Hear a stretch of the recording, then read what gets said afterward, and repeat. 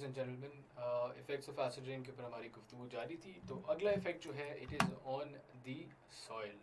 Soil के ऊपर क्या इसका इफ़ेक्ट होता है, वही जो इफ़ेक्ट आपका एक्वेटिक इन्वायरमेंट के ऊपर था उसी को ज़रा इमेजिन कीजिए।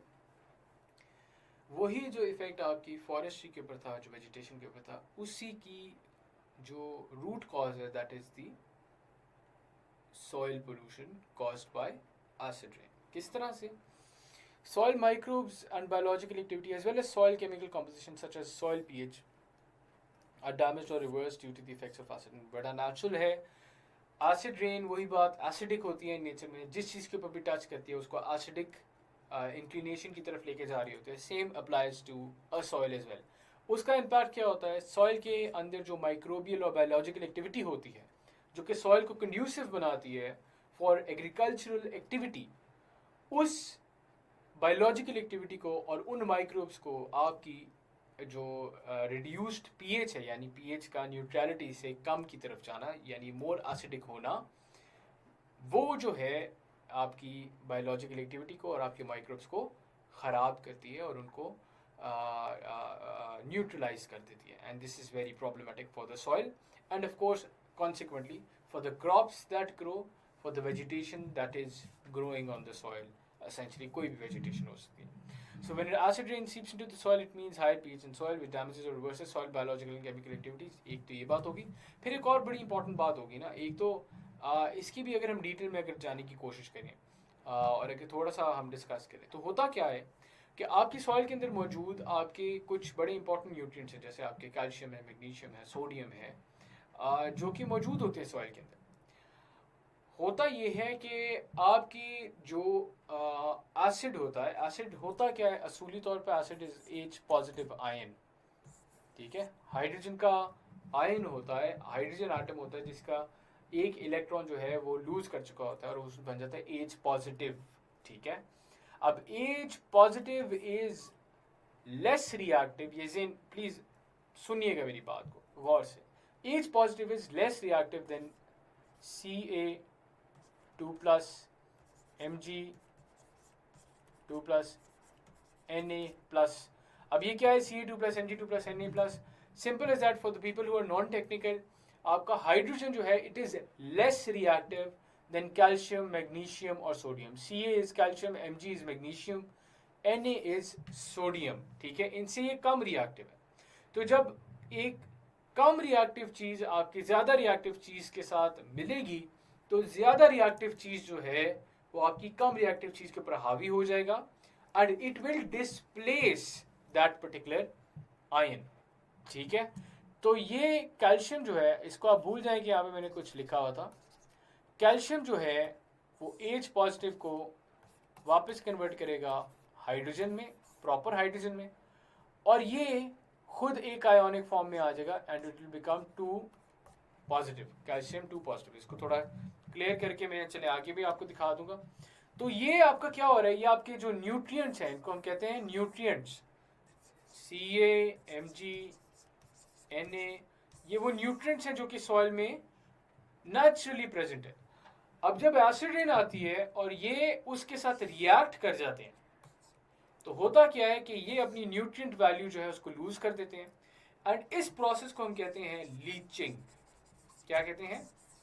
लीचिंग, जो यहाँ पे भी लिखा हुआ है। On the same breath hydrogen ions of acid rain leach away vital minerals and nutrients such as calcium and magnesium, ठीक है। इसको जरा हम पिक्टोरियल फॉर्म में भी पढ़ लेते हैं। थोड़ी सी ब्लर्ड है लेकिन आप देखिए आपके मेजर आयंस है, इसको हम प्रोसेस को कहते हैं आयन एक्सचेंज। आयन क्या है? आयन होता है ये एच पॉजिटिव। जब भी आपका पॉजिटिव या नेगेटिव लगा होगा किसी भी एटम के साथ तो वो आयन फॉर्म है, ठीक है। तो आयोनिक फॉर्म में आपने देखा कि hydrogen is less reactive then, मैंने आपको बताया, sodium and magnesium, sodium Na+ and magnesium Mg2+, ठीक है। इनसे कम रिएक्टिव है। तो होता क्या है, आपके ये जो एलिमेंटल फॉर्म के अंदर पड़े होते हैं, आयोनिक फॉर्म में नहीं होते हैं, ये अपनी आयोनिक फॉर्म में आ जाते हैं बाय डिस्प्लेसिंग हाइड्रोजन आयन, ठीक है। तो जब वो डिस्प्लेस कर लेते हैं और आयोनिक फॉर्म में आ जाते हैं तो वो अपनी न्यूट्रिएंट वैल्यू को लूज कर देते हैं, जो कि मैंने आपको यहाँ पे दिखाने की कोशिश की है। ठीक है। और this ladies and gentleman becomes very problematic, क्योंकि सॉइल के लिए जिस यूटिलिटी का बायस थे सोडियम और मैग्नीशियम, वो फिर उस यूटिलिटी का बायस नहीं रहते।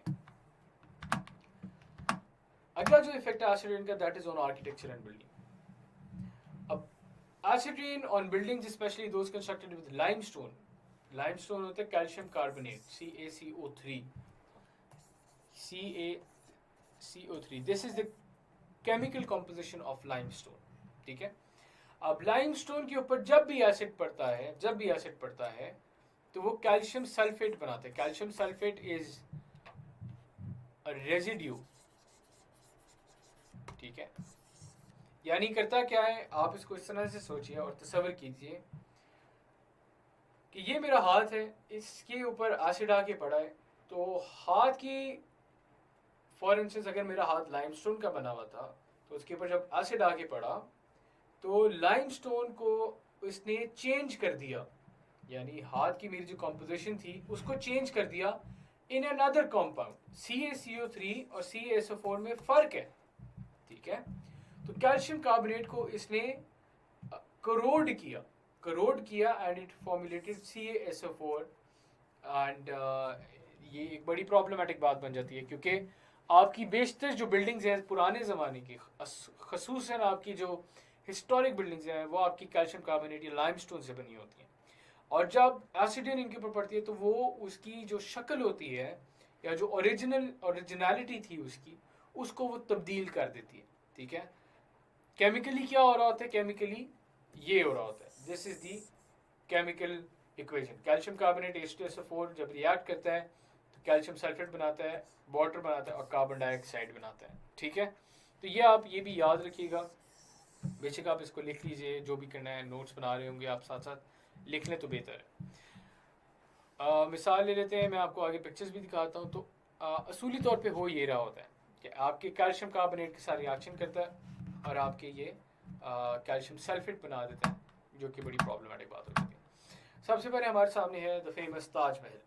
अब लेफ्ट साइड जो है इसकी, जिसके अंदर ये वाइट आपको लाइमस्टोन नजर आ रहा है, that is the original picture. Due to excessive acid rain अब ताजमहल का कलर हमें चेंज होता हुआ नजर आ रहा है, and it is now more of yellowish. और इसके अंदर क्रोजन भी आपको बहुत ज़्यादा नजर आ रही है। इसका जो स्ट्रक्चर है, इसका जो फेस ऑफ इट है, उसके अंदर जो ओरिजिनल टेक्सचर था वो तब्दील होता हुआ नजर आ रहा है ड्यू टू एसिड रेन।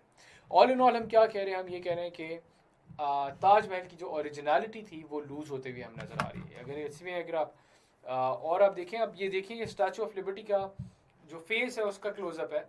आप अगर इधर फोकस करें तो ये आपको नजर आ रहा है, पानी की वजह से जब बारिश हुई, पानी पड़ा, उसके साथ जब ड्रेन होना शुरू हुआ, यहाँ पे आपको ये नजर आ रही है, डेपोजिशन नजर आ रही है, this is of calcium sulphate, ठीक है। और ये आपको इसके फेशियल फीचर्स के अंदर भी डिफॉर्मिटी आपको आहिस्ता आहिस्ता नजर आ रही है, नजर आएगी भी आगे भी। क्यों?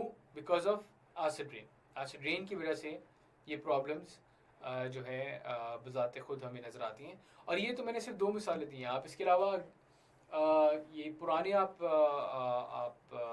जितने भी स्कल्पचर्स हैं उनको उठा के देख लें, स्पेसिफिकली इटालियन आर्किटेक्चर और ग्रीक आर्किटेक्चर की आप गूगल पर जाके ज़रा इमेजेस देखिए, effects of acid rain on Italian architecture और ग्रीक आर्किटेक्चर, तो आपको नज़र आएगा कि एसिड रेन ने किस तरह से इसको इम्पैक्ट किया है। लास्ट हम इफेक्ट ऑफ एसिड रेन पढ़ लें। Last effect of acid rain is on public health. अब वो क्या है? पब्लिक हेल्थ का इफेक्ट आपकी स्किन डिजीज़ हैं, आपकी विजिबिलिटी का मसला आ जाता है, एसिड रेन की वजह से आपके एक्सीडेंट्स हो जाते हैं विजिबिलिटी कम होने की वजह से, ड्राई डिपोजिशन की वजह से आपके सीरियस हेल्थ प्रॉब्लम्स हैं व्हेन इनहेल्ड, आपकी इसे कहते हैं ENT के बड़े मसाइल आ जाते हैं, ईयर नोज